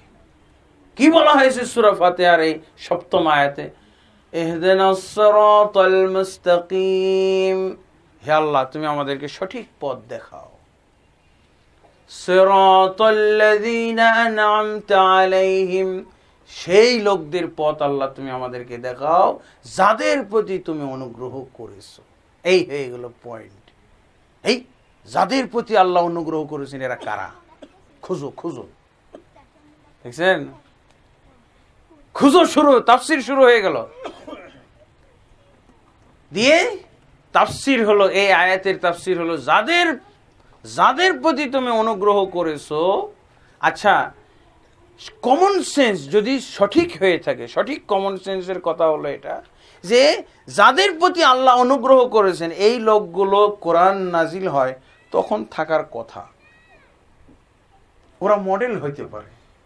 কোরআন নাজিল হওয়ার সময় যেই লোকগুলোর প্রতি ইঙ্গিত করা হচ্ছে আয়াতে, আল্লাহ তুমি ওই আমাদেরকে সঠিক পথ দেখাও, ওই লোকদের পথ যাদের প্রতি তুমি অনুগ্রহ করেছো, এই লোকগুলো অবশ্যই কোরআন নাজিল হওয়ার যুগে ছিল। তাফসিরে কিন্তু আমাদের দেশে এই আয়াতের যে তাফসির করা হয় এখানে মোটেও ইঙ্গিত করা হয় না যে এটা ওই যুগের লোক বোঝানো হয়েছে। কি বোঝানো হয়? এই যুগের লোকদেরকে ইঙ্গিত করা হয়। আল্লাহ পীর মুর্শিদ ধরতে বলছেন। এই আয়াতের তাফসিরে বলা হয় যে পীর মুর্শিদ ধরতে হবে। এটা কি এই আয়াতের তাফসির? যদি তাই হয়, এই আয়াতের তাফসির হয়, তাহলে কি হবে? বাংলাদেশে প্রায় 3 লক্ষ পীর। এখন যেহেতু পীর মুর্শিদ অনুসরণ করো, তাহলে 3 লক্ষ দলে বিভক্ত হয়ে যাও। সবকটা কোথা থেকে আসলো? সূরা ফাতিহার থেকে। সূরা ফাতিহার থেকেই বিভক্তির সবক আমরা নিয়ে নিলাম এবং এই তাফসিরটাই করা হয়। এই কারণে কি হয়, দেখা যায় যে যখন যেই পীরের আন্ডারে মাহফিল হচ্ছে, তাফসির হলে দেখা যায় শ্রোতারা কেউ যদি নতুন মুরিদ হয় তো শুধুমাত্র যেই পীরের মাহফিল হচ্ছে ওই পীরের মুরিদ হয়। কিভাবে আমি কোরআনের আয়াতে তাফসির করলাম যে আমার মুরিদ হলো, অন্যের তো মুরিদ হইল না। আবার দেখবেন এই কোরআনেরই তাফসির আরেক জায়গায় হচ্ছে, দেখবেন যে এমন কায়দায় তাফসির হচ্ছে যে ওই তাফসির মাহফিল থেকে কেউ অন্য পীরের মুরিদ হবে না, ওই পীরের মুরিদ হবে যেই পীরের পক্ষ থেকে এই মাহফিলের আয়োজন করা হয়েছে। এই কেমন তাফসির হলো? সাপোজ ধরেন দেওয়ানবাগী যদি দরবার থেকে তাফসিরের মানে মাহফিল হয়, তাহলে এমন তাফসির হবে, সমস্ত বক্তা এমন তাফসির করবে, দেওয়ানবাগীর মুরিদ হবে। আর এক জায়গায় তাফসির মাহফিল হচ্ছে, সেখানে ধরেন যে সরসিনা পীরের পক্ষ থেকে মাহফিলের আয়োজন করা হয়েছে, ওই মাহফিলে তাফসির শুনে যত লোক মুরিদ হবে শুধুমাত্র সরসিনার মুরিদ হবে, একজনও চরমনের মুরিদ হবে না, দেওয়ানবাগীর হবে না, বরং ঘৃণাকারী তৈরি হবে, অন্যদের প্রতি ঘৃণাকারী, অপছন্দকারী। আরেক জায়গায় হয়তো তাফসির হচ্ছে, সেই তাফসির মাহফিলে ধরেন যে শুধু চরমনের মুরিদ হচ্ছে। কি ধরনের তাফসির এগুলো? কোন গতিবিধি এর মধ্যে আছে? কোন তিলিস্মাতি এর মধ্যে রয়ে গেল? কেন ওই তাফসির হচ্ছে না? যেই তাফসিরে মুসলমানরা ঐক্যবদ্ধ হয়ে যাবে, ওই তাফসিরটা গেল কোথায়? বুঝা গেছে বন্ধুগণ? ইলমের কথা যে বলবো, জ্ঞানের কথা বলবো, কোরআনের বাইরে কি অন্য কোনো জ্ঞান আছে? কোরআনের জ্ঞান দিয়ে যদি আমাদের এরকম অবস্থা ঘটে থাকে, তাহলে অবস্থাটা কি হচ্ছে? আমরা যেন কোরআন দিয়েই দিকভ্রান্ত, কোরআন দিয়েই যারা বিভিন্ন দলে দলে বিক্ষিপ্ত হয়, এদেরকে এক করবে কে? আর এক হতে হবে, এই অনুভূতিটা জাগবে কখন? জাগবেও না। এই কথা কি আমরা অবাস্তব মনে করব?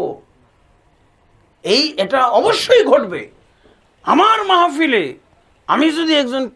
আমি যদি কোনো দরবার কেন্দ্রিক হয়, আমার মাহফিলে কখনো আমার পীরের মুরিদ ছাড়া অন্য পীরের মুরিদ হবে না। কি তাফসির করলাম? কেন এরকম তাফসির হলো? বোঝা গেছে? আলহামদুলিল্লাহ। তাই তো আল্লাহ তাবারক ওয়া তাআলা কোরআন মাজিদের তাফসিরের দায়িত্বটা তিনি নিয়েছেন। রাসূল সাল্লাল্লাহু আলাইহি ওয়াসাল্লামকে আল্লাহ তাফসির করার দায়িত্ব দিয়েছেন।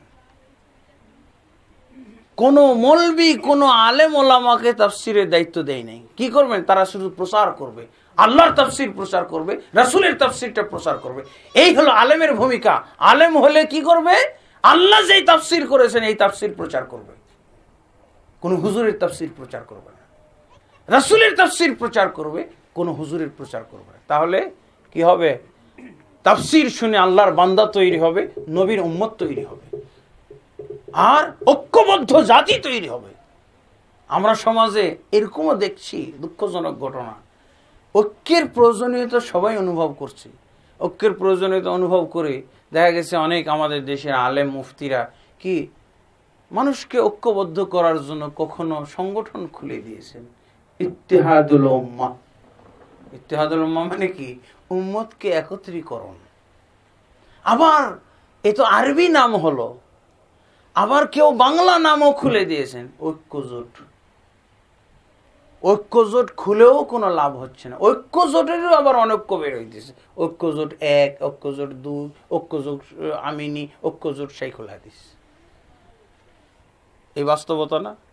আবার আরেকটা পেপারে দেখলাম ঐক্যজোট শব্দ দিয়ে হয় নাকি? আমি যদি শব্দ দিয়ে আমি যদি একটা সংগঠন তৈরি করি, কি বলে, আমার সংগঠনের নাম হলো আহলুল জান্নাহ, জান্নাতি সংগঠন, নাম লেখাইলি জান্নাতি হয়ে গেল সব? না, কাম থাকতে হবে, একটা সূত্র থাকতে হবে, নিয়ম থাকতে হবে, নীতিমালা থাকতে হবে। যেই নিয়ম নীতিমালা পালন করলে আর আমাকে ঐক্যবদ্ধ হওয়া বলাও লাগবে না, অটোমেটিকলি ঐক্যবদ্ধ হব। ঐক্যবদ্ধ হও বলাই লাগবে না, আমরা ঐক্যবদ্ধ হও বলেও কিন্তু অনৈক্য হচ্ছে। বলছে আপনার ঐক্য আমি মানব না, আমি আলাদা ঐক্য করব। তো কি হলো? আপনার ঐক্যের সাথে আমি নাই, আমি আলাদা ঐক্য করব। তো এই আলাদা 100 ঐক্যর ফলাফল কি? অনৈক্যই বিভক্তি, তামাশা। লা হাওলা ওয়ালা কুওয়াতা ইল্লা বিল্লাহ। সূত্র ধরতে হবে, যেই সূত্র ধরে বোকা মুসলমানও এক হয়ে যায়, নিরক্ষর মুসলমানও এক হয়ে যায়। নিরক্ষর শিক্ষিত না, অ ক খ আলিফ বা এবিসিডি পড়তে জানেন না, কিন্তু ঐক্যবদ্ধ হয়ে যাবেন। রাসূলুল্লাহ সাল্লাল্লাহু আলাইহি ওয়াসাল্লাম ছিলেন সেই জাতির নেতা। সহিহ বুখারী হাদিস আছে, ইন্না উম্মাতুন উম্মিয়া লা নাকতুবু ওয়া লা নাকরা। আমরা এমন একটা জাতি, মুহাম্মদ সাল্লাল্লাহু আলাইহি ওয়াসাল্লাম তার জাতির পরিচয় দিচ্ছেন, আমরা এমন একটা জাতি, আমরা লিখতেও জানি না, পড়তেও জানি না। শুধু উনি একাই ছিলেন না, উনি উম্মীদের নেতা। কিন্তু আল্লাহ যেই বিধান নাজিল করেছেন কোরআন, সেই কোরআন যথাযথভাবে বুঝে পালন করেছিলেন, যথাযথভাবে বুঝে রাসূলুল্লাহ সাল্লাল্লাহু আলাইহি ওয়াসাল্লাম পালন করেছিলেন, কি বলে, প্রচার করে গেছিলেন। এই বুঝ ব্যবস্থা আমাদেরকে ফিরিয়ে আনতে হবে। আমি একটা ব্যাকরণ আপনাদের সামনে বলেছিলাম বন্ধুগণ, সেইটা হলো একটা ইসলামকে সামগ্রিকভাবে বোঝার ব্যাকরণ। বহু ব্যাকরণ, বহু সূত্রাবলীর একটা সূত্রাবলী। কারণ আমি একটাই কেন বলতেছি, যে এই একটারই হয়তো ব্যাখ্যা বিশ্লেষণ আমরা করে শেষ করতে পারবো না। সংখ্যা এবং পরিমাণ ভিত্তিক। দেখেন সব জায়গায় সংখ্যা ও পরিমাণ ভিত্তিক। কোরআনের যদি তাফসীর আমরা করি, তাহলে আল্লাহ তাবারক ওয়া তাআলা কি বলছেন? সূরা আল ফুরকানের 33 নম্বর আয়াতে আল্লাহ বলছেন, ওয়ালা ইয়াতুনাকা বিমাসালিন ইল্লা জিনাকা বিল হাক্কি ওয়া আহসানা তাফসীরা। আল্লাহ তাবারক ওয়া তাআলা বলছেন, হে মুহাম্মদ, এই কাফেররা তোমার কাছে যে কোনো ধরনের জটিলতা নিয়ে আসুক, যে কোনো ধরনের দৃষ্টান্ত নিয়ে আসুক, যে কোনো ধরনের প্রস্তাব নিয়ে আসুক, আমি সেই বিষয়ে তোমাকে সঠিক সমাধান জানিয়ে দেব। আর আল্লাহ কি বলছেন? ওয়া আহসানা তাফসীরা, এবং কোরআনের উৎকৃষ্ট তাফসীর আমি তোমাকে জানাবো। তা আল্লাহর জানানো তাফসীরটা কোথায়? আল্লাহ যে তাফসীরও দিতে চেয়েছেন, এখন আপনার প্রশ্নের জবাব এসে যাচ্ছে। আমাদের অন্তর্নিহিত একটা প্রশ্ন থাকে যে আমাদের কোরআন এক, আমরা কোরআনকে সবাই মহব্বত করি, আমরা কোরআনের অনুসারীরা কোরআনকে মহব্বত চুমু খাওয়া সত্ত্বেও কোরআনকে অপছন্দ করে, এরকম লোক কেউ আছে? নাই। কোরআনকে সবাই চুমু খায়, মহব্বত করে। কিন্তু এই কোরআন পছন্দকারী, কোরআনের অনুসারী, এরা এক না। কোরআনটা এক, কিন্তু অনুসারীরা এক না। গন্ডগোলটা বোঝা গেছে? গন্ডগোলের প্রথম কারণ হলো আমরা আল্লাহ যে তাফসীর দিতে চেয়েছেন, এই আল্লাহর তাফসীরটা সব আলেমকে খুঁজতে হবে। এখন আমাদের বাংলাদেশে 3 লক্ষ কেন, যদি 10 লক্ষ পীর হয়ে থাকে, কিন্তু আল্লাহর তাফসীর, কোরআনের তাফসীর আল্লাহ যেটা করেছেন ওটা যদি প্রচার করে, সব মুরিদ এক হবে, 10 লক্ষ পীর কিন্তু মুরিদ এক। এটাই তো চাই, এটাই তো দরকার। কিন্তু আমাদের হয়েছে কি, পীরের সংখ্যা অনুযায়ী বিভক্তির সংখ্যা পাওয়া যাচ্ছে। কারণ কি, আল্লাহর তাফসির খুঁজি না আমরা, আমাদের নিজস্ব দরবারের তাফসির কোনটা চলবে ওইটা।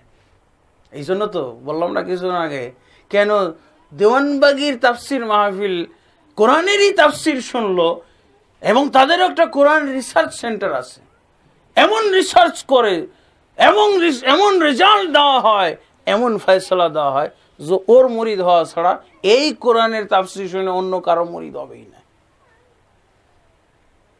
তার মানে কি, কোরআন এক হয়ে কোনো লাভ নাই, কোনো ফায়দা নাই, কোনো এর মধ্যে উপকারিতা নাই। আপনার রেজাল্ট হলো বিভক্তি, যতক্ষণ আপনি কোরআনের তাফসিরের উৎস এক না মানবেন। যিনি কোরআন নাজিল করেছেন উনি তো সবচেয়ে বেশি তাফসির বুঝেন। যেখানে আল্লাহ নিজে দাবিও করলেন সূরা ফুরকানের 33 নম্বর আয়াতে, আমি মুহাম্মদ তোমাকে উৎকৃষ্ট তাফসির দান করব। আল্লাহ দান করব বললেন, কিন্তু দান কি করেননি?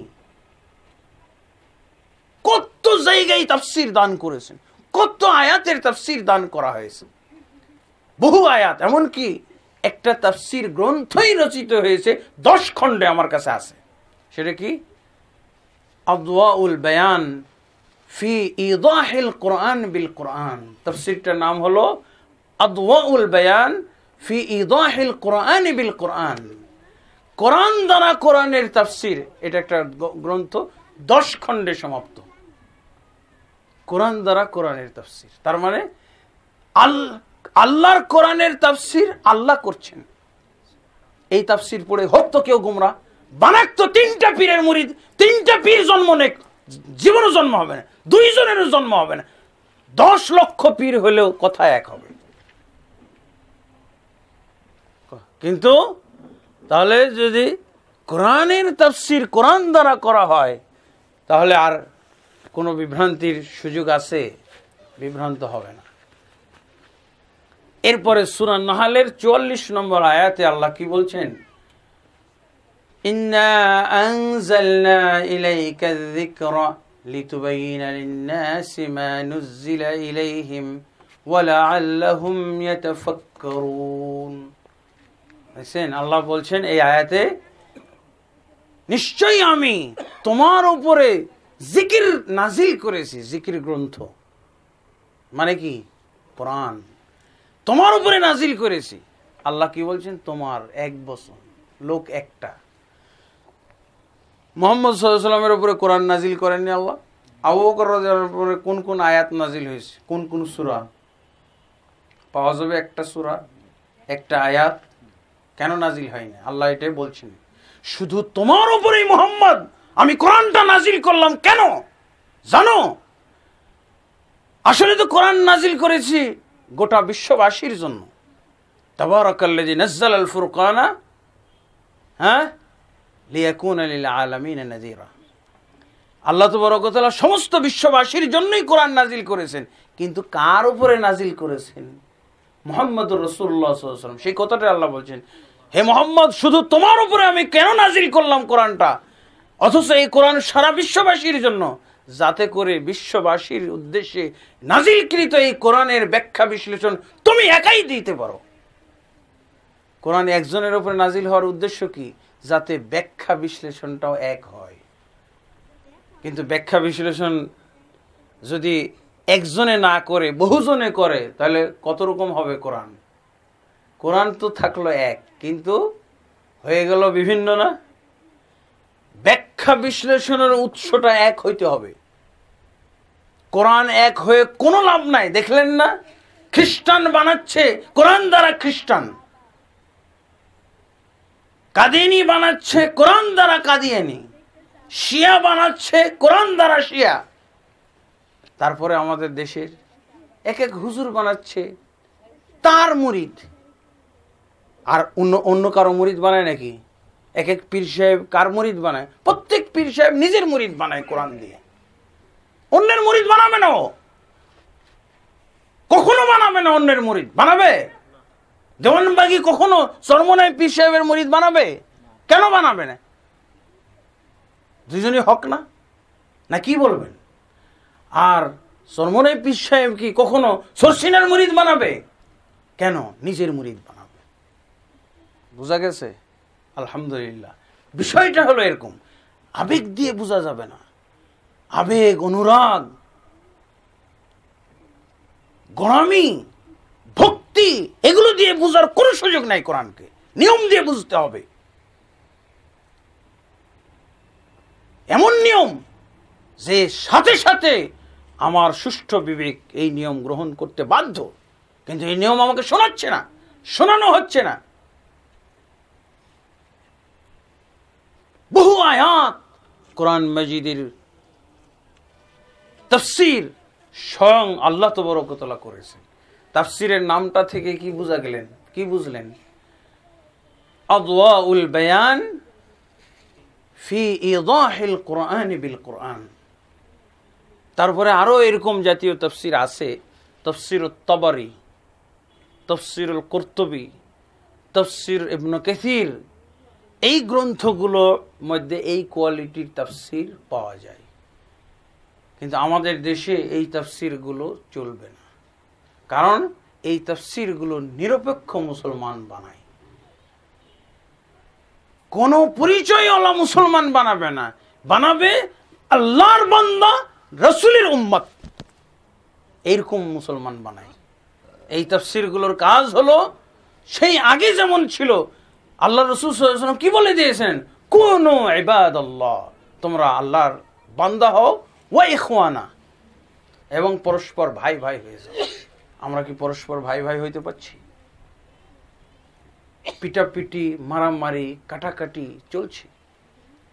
ধর্মীয় দলাদলি আর রাজনৈতিক দলাদলি, এই দলাদলির আমরা কি করাল গ্রাসের মধ্যে ধ্বংস, ধ্বংস, আমাদের দুনিয়া ধ্বংস, আখিরাত ধ্বংস, সমাজ ধ্বংস, নামাজ ধ্বংস, সব ধ্বংস।